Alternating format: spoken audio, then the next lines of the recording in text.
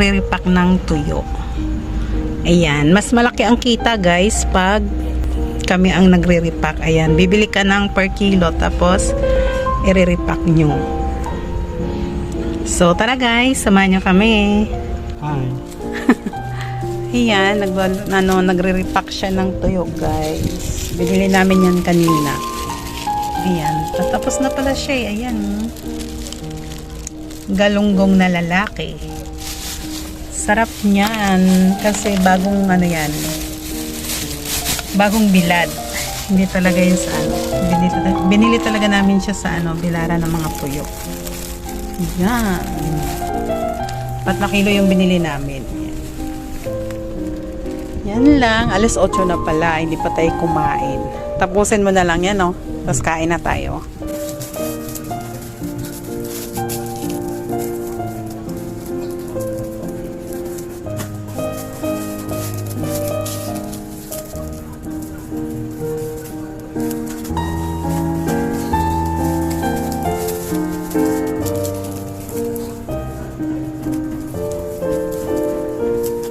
Dami pa.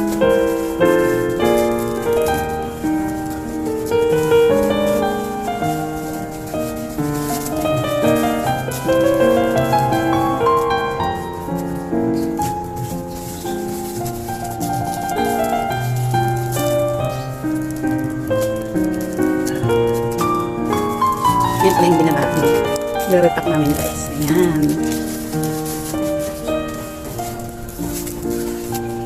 Kailangan lang hangin.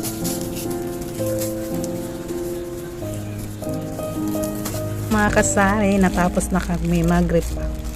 Saka tinali na rin namin. Ayan.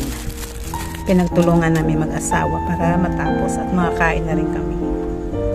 Ayan. May tuyo na kami guys. So, ayan lang.